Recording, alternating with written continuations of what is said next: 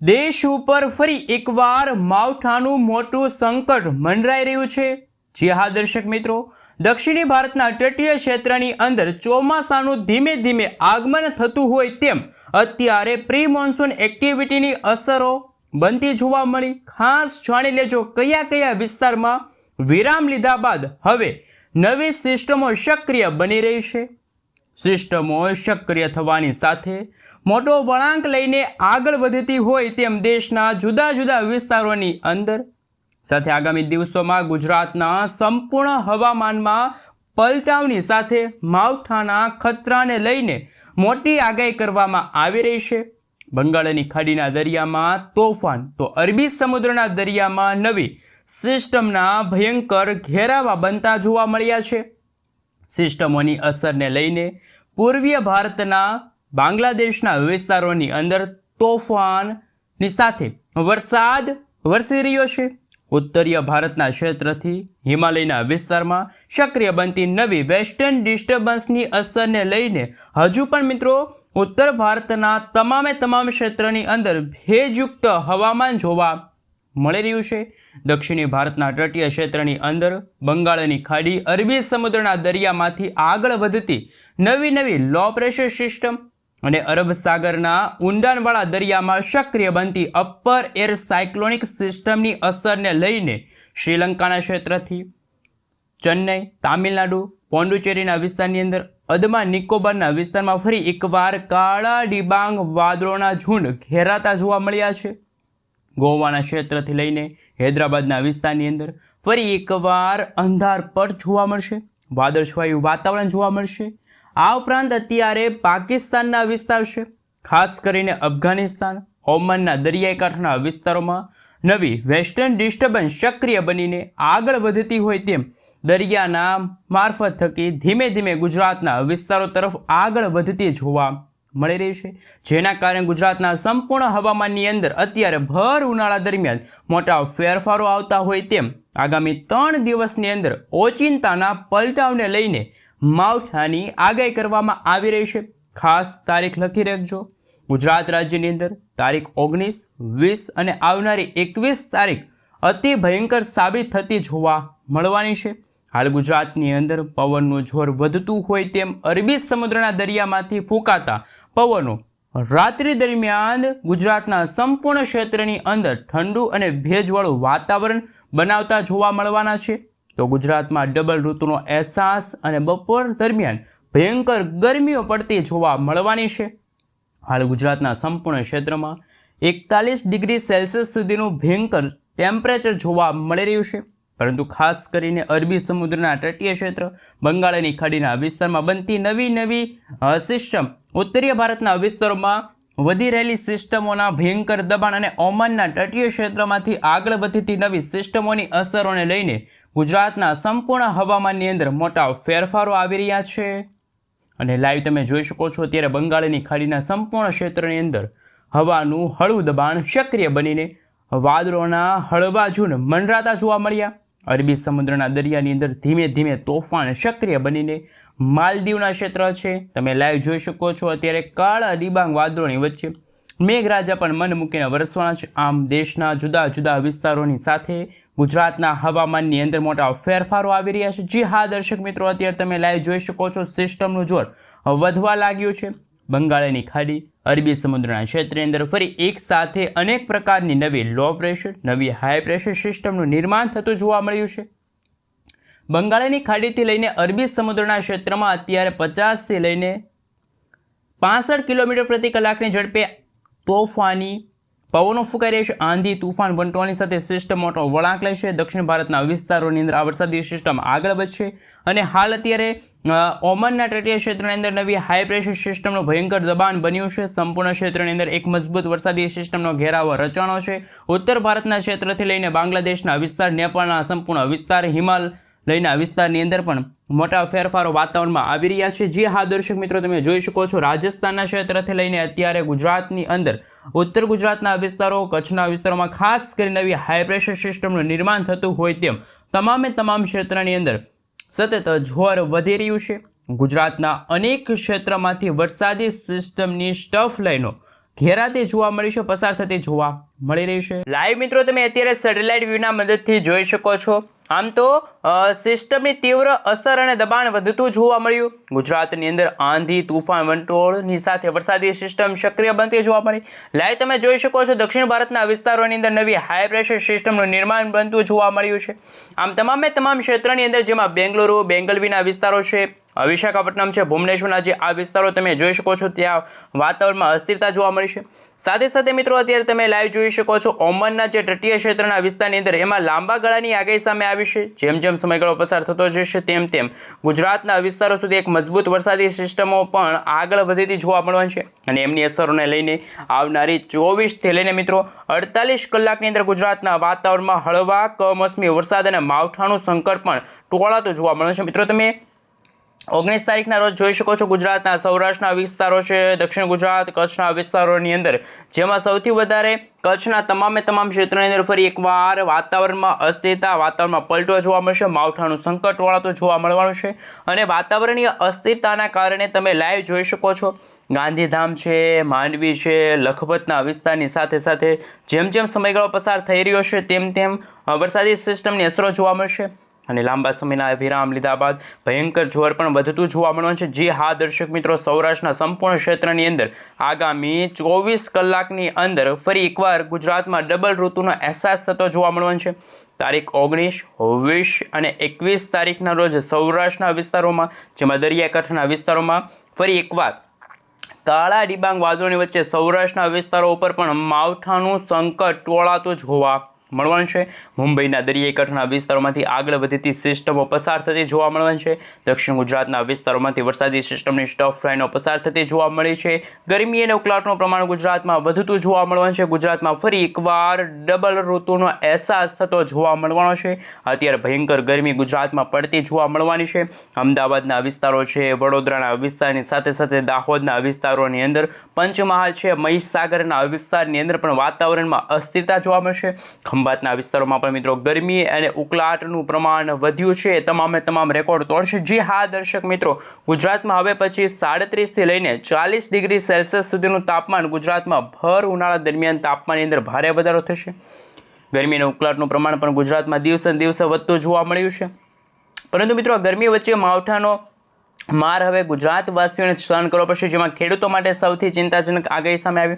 કારણ કે ગુજરાતમાં 19 અને 20 એપ્રિલના રોજ સૌરાષ્ટ્રના દરિયાકાંઠાના ભાગોમાં ગાજવીજ અને વીજળીના ચમકારાની સાથે ધોધમાર વરસાદની આગાહી પણ કરવામાં આવી છે. હાઈ એલર્ટ દર્શાવવામાં આવશે. ફરી એકવાર ગુજરાતમાં કડાકા ભડાકા સાથે વરસાદનું જોર વધતું જોવા મળે છે. ગુજરાતમાં મિત્રો 19 અને 20 એપ્રિલ દરમિયાન માવઠાનું ભયંકર સંકટ ટોળાતું જોવા મળે છે. જાણીશું કયા વિસ્તારની અંદર શું કરવામાં આવી રહેશે. આગાહી વર્ષ 2026નું ચોમાસું કેવું રહેશે એમને લઈને શું આગાહી કરવામાં આવી છે. એપ્રિલ મહિનાની અંદર જાણીશું શું ગુજરાતમાં બેવડી ઋતુનો અનુભવ ગુજરાતવાસીઓને થશે કે કેમ નહીં. કારણ કે એક તરફ ગુજરાતની અંદર મોટા ફેરફારો વાતાવરણમાં આવી રહ્યા છે. 40 ડિગ્રી સેલ્સિયસ સુધીનું તાપમાન ગુજરાતમાં પહોંચી ગયું છે. આવનારા દિવસોમાં હજુ પણ ગરમી અને ઉકળાટનું પ્રમાણ વધશે અને કાળઝાળ ગરમી અને અસહ્ય ઉકળાટથી ફરી ગુજરાતવાસીઓને રહેવું પડશે તૈયાર. મિત્રો આ વર્ષે ચોમાસું થોડુંક નબળું રહેશે, કારણ કે અત્યારે જે રીતે વરસાદી સિસ્ટમ રાજ્યમાં કમોસમી વરસાદની આગાહીઓ પણ હાલ દર્શાવવામાં આવશે. સેટેલાઇટ વ્યૂના મદદથી તમે જોઈ શકો છો ગુજરાતનું વાતાવરણ બિલકુલ ચોખ્ખું છે.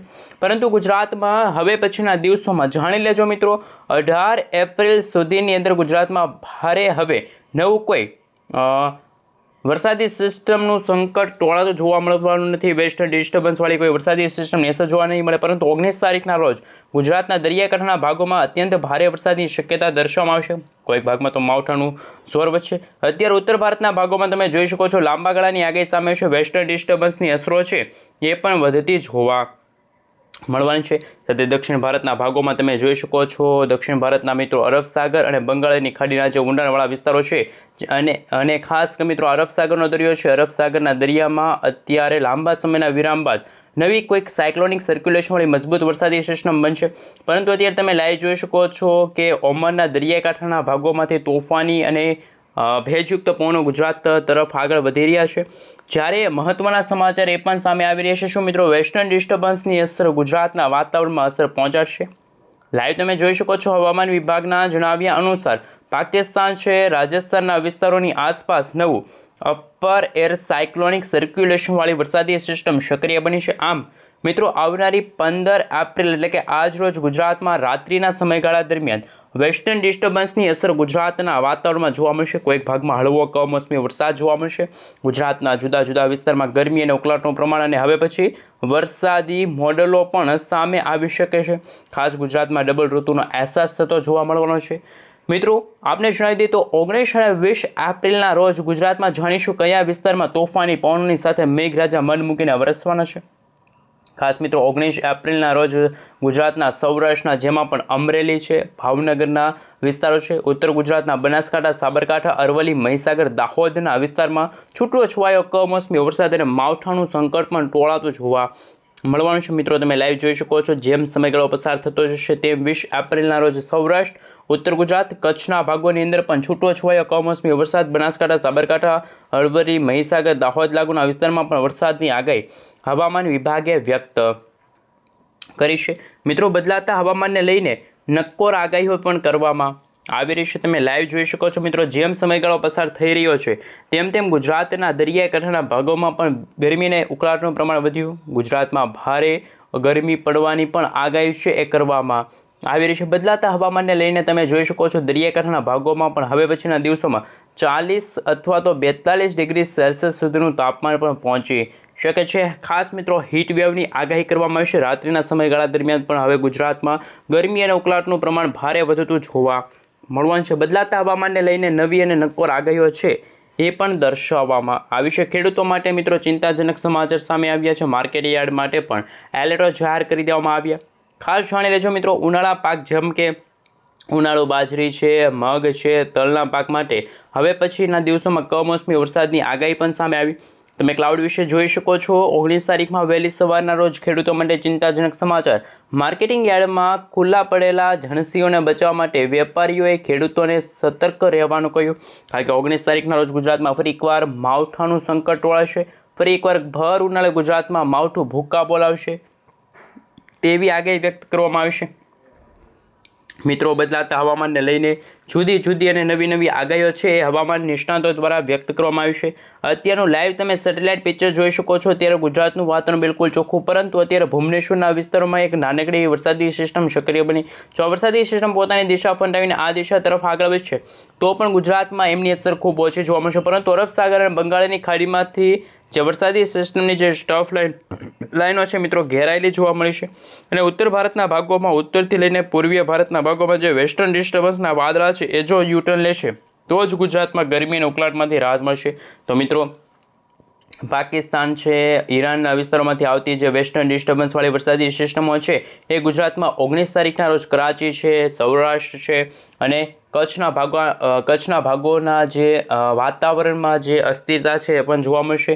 ખાસ તમે જોઈ શકો છો 19 તારીખમાં વહેલી સવારના રોજ કચ્છના લખપત, નડિયાદ, ખાવડ, ગાંધીધામ, રાપર, માંડવીના વિસ્તારમાં હળવો કમોસમી વરસાદ તો કોઈક ભાગમાં વાવાઝોડા સાથે વરસાદની શક્યતા. તો ખેડૂતોના પાકને પણ ભારે નુકસાન થશે. કારણ કે મિત્રો ગુજરાત રાજ્યમાં છેત્રી દનિયા તપતા હોય તેમ ગુજરાતમાં હવે પછીના દિવસોમાં ભારે ગરમી અને ઉકળાટનું પ્રમાણ વધશે. ખાસ મિત્રો એપ્રિલ મહિનાના અંતિમ અઠવાડિયામાં એટલે કે 26થી લઈને મિત્રો 30 એપ્રિલના સમયગાળા દરમિયાન ગુજરાતમાં ગરમી તમામે તમામ રેકોર્ડ તોડશે. અને મે મહિનાની શરૂઆત સાથે ગુજરાતમાં પણ હીટ વેવની આગાહી હવામાન વિભાગ તરફથી વ્યક્ત કરવામાં આવી છે. મિત્રો આ વર્ષે જે ચોમાસાની જે આગાહી સામે આવી છે એમના વિશે પણ વાત કરીશું. કારણ કે ગુજરાતમાં બદલાતા હવામાનને લઈને નવી અને નક્કોર આગાહી વ્યક્ત કરવામાં આવી છે.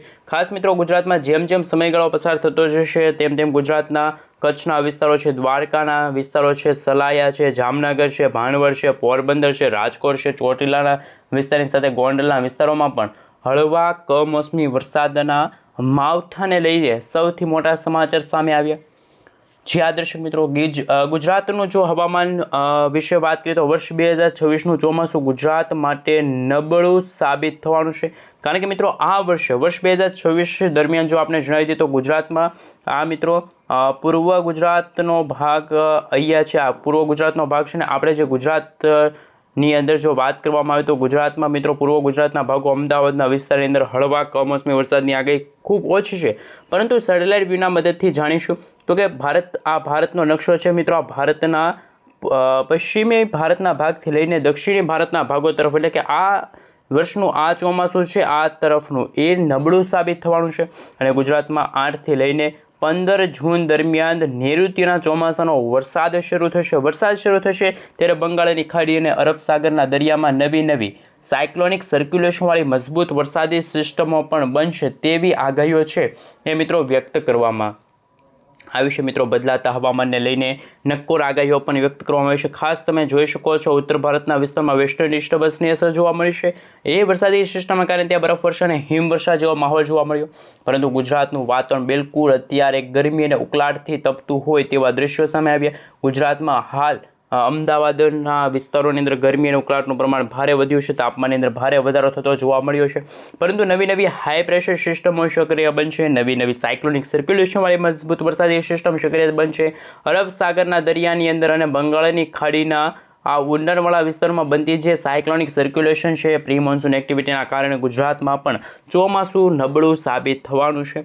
હાલ બંગાળની ખાડીના દરિયામાં જે લાંબા સમયના વિરામ લીધા બાદ કોઈક નવા વાવાઝોડાની તીવ્ર અસરો, કોઈ ખતરા ટોળાતા જોવા મળ્યા. બંગાળની ખાડીમાં અત્યારે કોઈ નવી લો પ્રેશર સિસ્ટમ નથી, પરંતુ પેસિફિક મહાસાગરની અંદર જે બનતી વાવાઝોડાવાળી વરસાદી સિસ્ટમ કદાચ એમના અવશેષો બંગાળની ખાડી સુધી પહોંચે તો ગુજરાતના વિસ્તારો તરફ હવે પછી ચોમાસું નબળું સાબિત થાય તો ગુજરાતમાં તોફાની પવનોની સાથે ચોમાસાનું આગમન થશે. અરબ સાગરના જુદા વિસ્તારોમાં પણ તોફાની પવનોની અવરજવર, જેમાં મિત્રો 50થી લઈને 60 કિલોમીટર પ્રતિ કલાકની ઝડપે ગુજરાતમાં પણ તોફાની પવનો ફૂંકાવાના છે.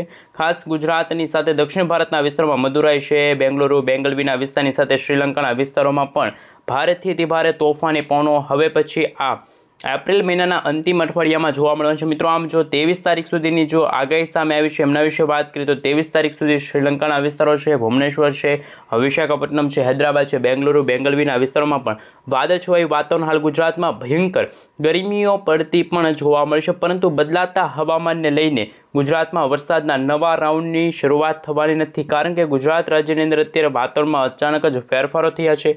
ગુજરાતમાં ગરમી અને ઉકળાટનું પ્રમાણ છે હવે દિવસે દિવસે વધવા લાગશે, એટલે કે ગુજરાતમાં હવે ગરમી છે એ મિત્રો તમામ રેકોર્ડ તોડે તેવા દ્રશ્યો પણ સામે આવશે. કારણ કે લાઈવ તમે જોઈ શકો છો અત્યારે મહત્વના સમાચાર એ પણ સામે આવ્યા છે કે સૌરાષ્ટ્રના જે દરિયાકાંઠાના ભાગો છે, ભાવનગર, સોનગઢ, પાલીતાણા, ખરસલિયા, બાબરાના વિસ્તારોની સાથે તમે જોઈ શકો છો ખાસ બોટાદ છે, બોટાદ